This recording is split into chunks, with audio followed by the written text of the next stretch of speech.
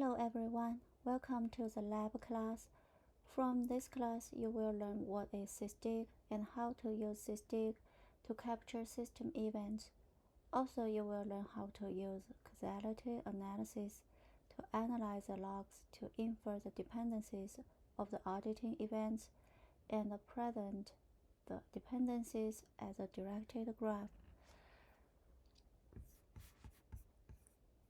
First, let's look at the SysDig. We can check it out from their GitHub website. What is SysDig? SysDig is a universal system visibility tool with naive support for containers. Basically, you can use SysDig to capture system events so that later on you are able to identify attacks from the system events. Scroll down a little bit under Setup section. Here is the Install SysDig description. So note that if you're using Windows or Mac OS, you probably cannot take full advantage of SysDig. So if you want to take full advantage of SysDig, it's better to install VirtualBox on Windows or Mac OS. So here I will show how to install SysDig for Linux. There are two ways to install SysDig. I recommend this way because this is the easiest way, but feel free to check the manual installation if you want to know how to identify those parameters.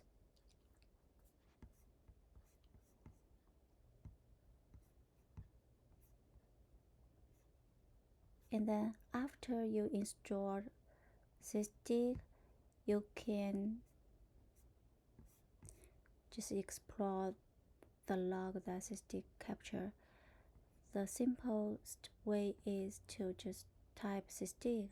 Then you should be able to see the event number, event time, event CPU, process name, thread ID, event directory, event type, and event arguments, because those are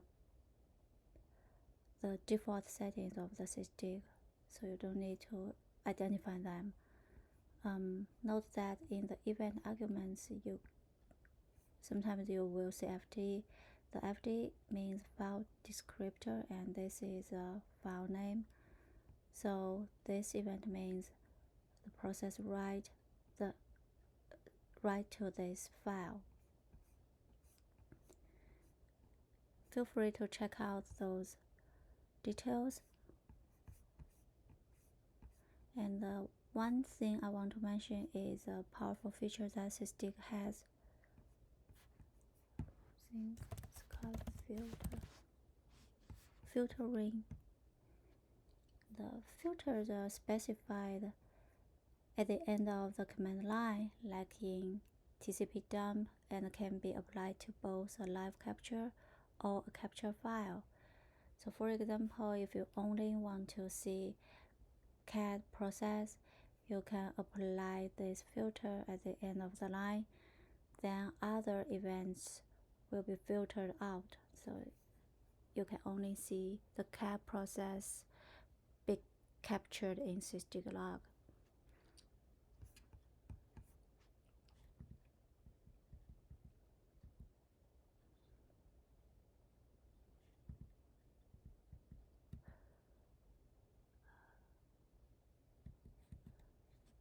The output customization happens with the -p command line in line flag and works somewhat similarly to the C printf syntax. Here's the example. If you want to output user comma username blah blah blah, then you put -p and quote user, then the percentage user.name, so something like that. Then you can customize your output. This is a concrete example of the static command line. This is also the command line that I use in the demo. The red section defines the format, green section is a filter, and the blue section is an output file that contains the static logs. Before I show demo, I want to briefly talk about the graph generation.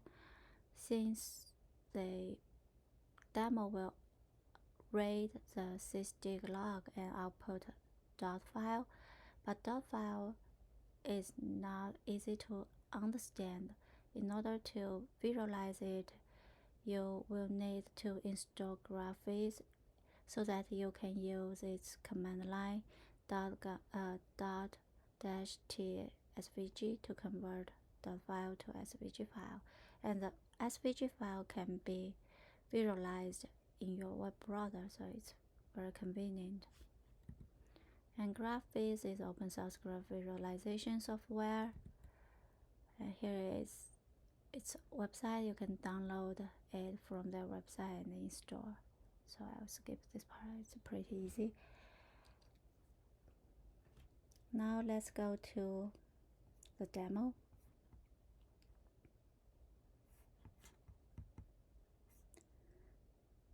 We can see okay.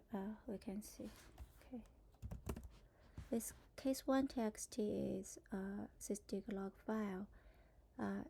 It was captured when I ran attack mockups. So it contains both normal events and attack events. The parser program will parse this case1.txt and output a dot file so that you are able to see the graph to understand it better. Let's run the parser.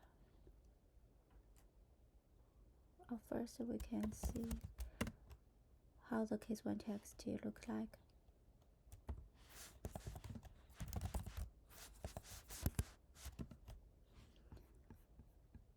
This is an event number, event second, event nanosecond, and the process write ID, event direction. This is event type. These are event arguments, and this is exe path.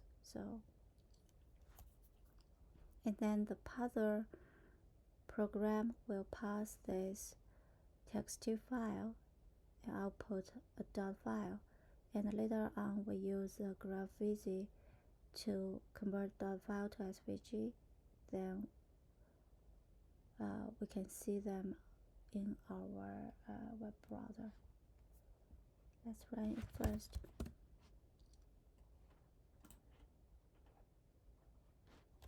See, the parser is a Java application, so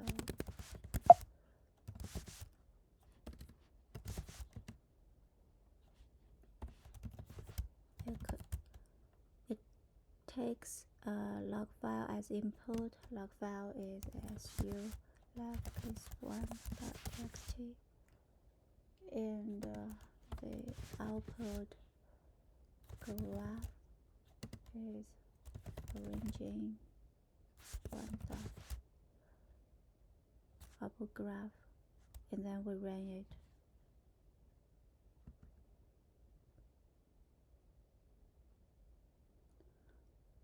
These are some debug information, so can ignore them.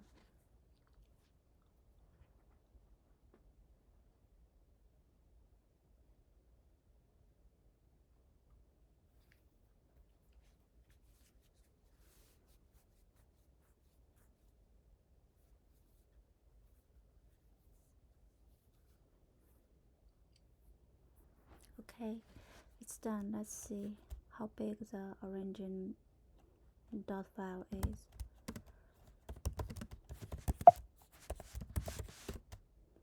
as you can see, it's a little bit big, so we'll see. Dot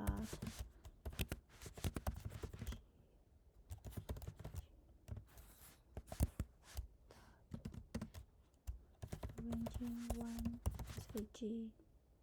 It will take some time to convert. So as it's converting, let's back to I want to show you the attack markups. So basically, these attack markups contain several attack scenarios. For example, it used wget to get this Python script from Dropbox to the vulnerable server. So this is a wget executable attack scenario, and then it moved this downloaded script to a different directory. This is a head file attack scenario. The goal of the attacker is to hide this malicious file among the user's normal files. Then it executes this call others scripts. Then this call other scripts will call other two Python scripts. One is this write home script. This is steal information attack scenario. The attacker steals the user's sensitive information and writes the information to this passes.txt file. And the other script is Python write random data. This is an annoying server user attack scenario. So the annoying user logs into other users' home directories on the vulnerable server and writes some garbage data to other users' directory, and finally it generates 100 fake files under the directory. So this case 1 contains several attack scenarios. We'll see when it's done. Now it's still running. So yeah, it will take time, but I've already converted the origin 1 to origin 1 SVG and downloaded to our local, to my local. I'll show it to you. It's downloads. Not here. Desktop. Yeah, here we go. And we can see it's pretty messy because it's generated by a whole sysdig log. This is not easy to identify attacks. So in order to identify attacks, we will perform causality analysis on this origin 1 SVG graph, and then we do a backtrack. Let's see the backtrack graph. I'll stop it because it will take time.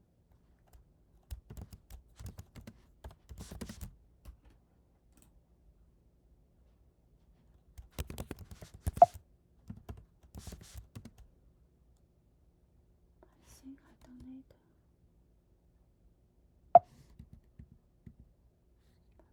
log file.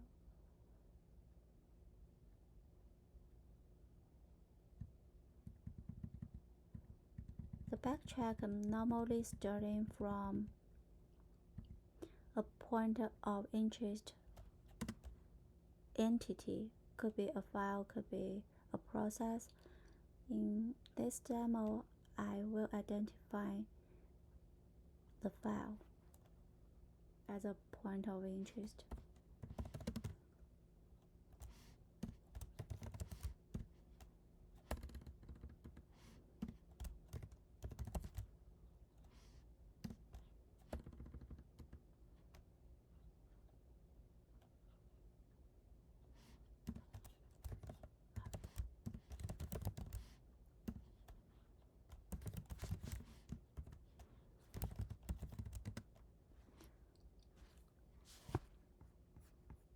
compared to the last command, we just identify the point of interest file, log file, and keep the log file and output graph.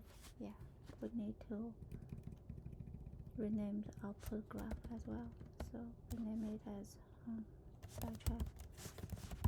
backtrack. This file is a file that we suspect the fish. Yeah, and we ran it.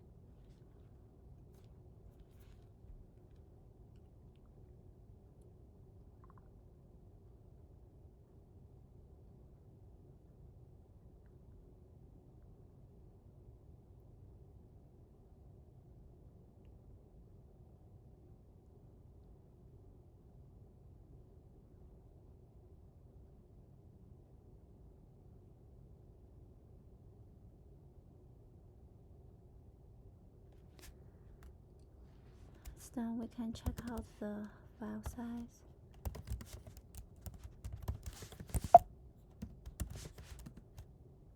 So pretty small compared to the orange file. And then we use tsvg to convert it to SVG file.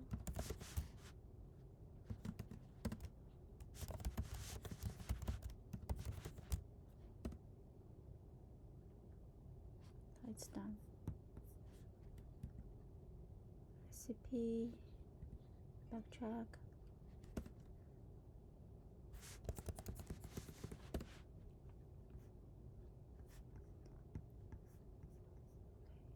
Here we go. Now compared to orange one SVG, it's much clearer. Then we can identify our point of interest is syswrap. Random.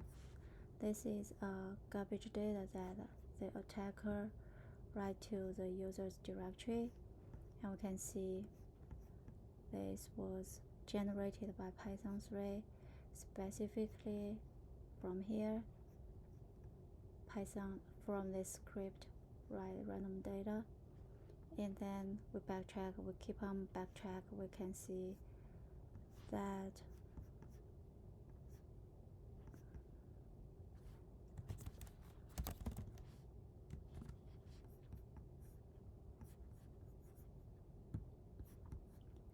this is a call others that we downloaded from Dropbox using wget, and then we move it to a different directory to hide it. And then this call others will call other two Python scripts. One is write random data, the other probably we don't have it because it's not the file is not our point of interest anyway. So from this much smaller SVG file, backtrack SVG file, we can easily identify the attacks.